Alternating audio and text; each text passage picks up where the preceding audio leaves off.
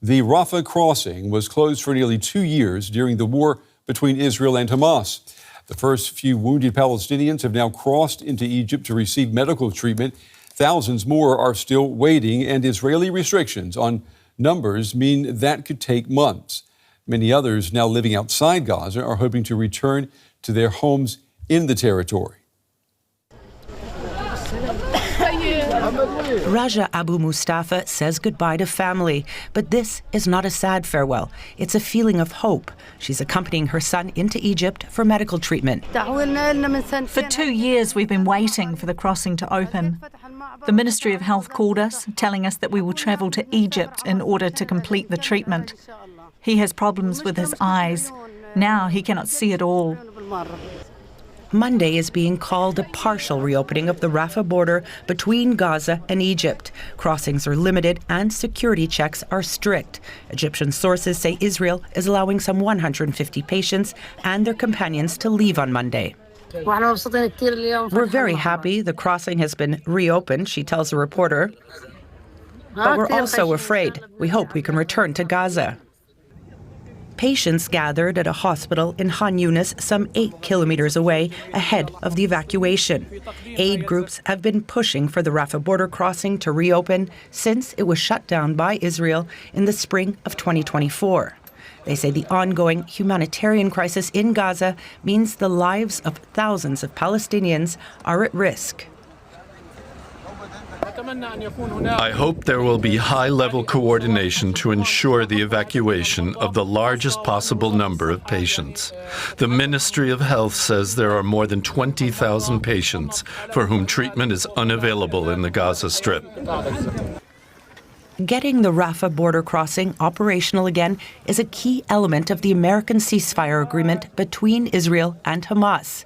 But for now, traffic in either direction seems largely symbolic. As well as the evacuations, some 50 Palestinians are expected to return to Gaza on Monday. Well, for more now, I want to go to Ramallah in the West Bank. I'm joined by Bushra Khalidi, policy lead in the occupied Palestinian territories for the NGO Oxfam. It's good to have you with us this evening. Are you satisfied with how the first day of Rafah's partial reopening, how this first day has played out? It's definitely too early to call this satisfactory or good news. We've seen so many openings that exist on paper over the last 2 years and then have collapsed in practice. But of course, any restoration of movement through Rafah after it's been effectively sealed since May 2024 is welcomed. For months, people have been trapped in Gaza, injured civilians, families who are separated across borders, students, patients with no way out.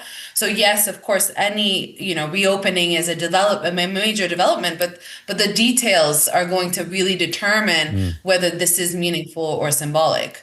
We have been seeing these images of wounded, injured Palestinians awaiting ambulances to take them to Egypt. If you could give us a sense of the scale of the need for medical care inside Gaza.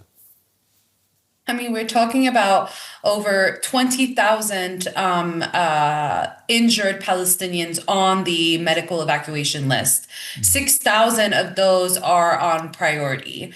And we're talking about tens and hundreds of thousands of other injured Palestinians amidst live bombardment. Let me just remind you that yesterday only, Israeli airstrikes killed 33 civilians, half of which were children. So we expect to get more injuries since fire has not stopped since the ceasefire even began. So one, we are not going to have a full picture until it actually happens on the ground. And to process 20,000 medical evacuations, at the rate that this is going forward, it'll take years. For us, we've learned the hard way not to celebrate announcements, only realities, and and until crossings are open consistently and predictably and at scale, people in Gaza will remain one decision away from being trapped again. Well, Bushra, if I'm understanding you correctly, it sounds like you're saying that even with the Rafah crossing opened partially, people are still endangering their own lives by waiting in line to go through the crossing? Well, our core concern here is control. If Israel retains effective control over who exits and who enters and who's allowed to return, then that's not a genuine reopening. We need to see thousands of trucks come through Rafah. It's not what we're seeing. A border crossing that operates only with state actors, security approval, advanced clearance, and downstream checkpoints. I'm sorry, that's not freedom of movement. You cannot call it an opening if people can still be turned back after crossing.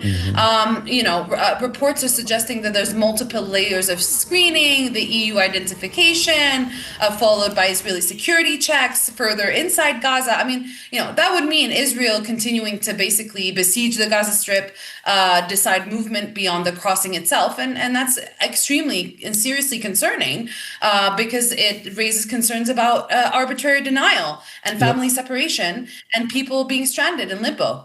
Let me ask you, before we run out of time, Bushra, I understand that you have family inside Gaza. Yeah. I mean, have you been in touch with them? And what are they telling you about a crossing now being partially opened? Well, I think first, I live in the West Bank and I'm a humanitarian worker, yet I cannot enter Gaza to support my own community. And like you said, my family actually has been split by Rafah's closure. Out of around 20 relatives in Gaza, we only managed to get 5 out in May 2024 and at enormous cost. The rest are still trapped. And that's why we're afraid to celebrate announcements. I mean, is movement going to depend on Israeli approval? Are people going to be turned back after crossing? I don't want to advocate, obviously, for Palestinians leaving Gaza forever, but we know where that leads. And return is essential. My father-in-law, he's an amputee stuck in Egypt right now. All he wants is go back home to Gaza. He wants to die in his home, even though Gaza has no functioning medical system and much of his house is destroyed. So Rafah reopening cannot be symbolic. People have to be able to leave and return safely without arbitrary control, without paying everything they own, and without fear of permanent separation. Otherwise, this isn't a reopening. It's another form of collective punishment and coercion. Bushra Khalidi with Oxfam in the West Bank. We appreciate you taking the time to share your thoughts with us tonight. Thank you.